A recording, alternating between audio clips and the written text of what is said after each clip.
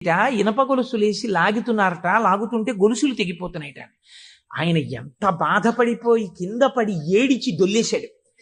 శంకరా, మీ కంఠానికి ఇనప గొలుసులేసి ఏనుగులతో లాగారా, ఎంత ఒరిసిపోయిందో ఆ కంఠం అని. అంతే, విన్న చోటు నుంచే పరిగెత్తి పారిపోయాడు పక్క రాజ్యానికి.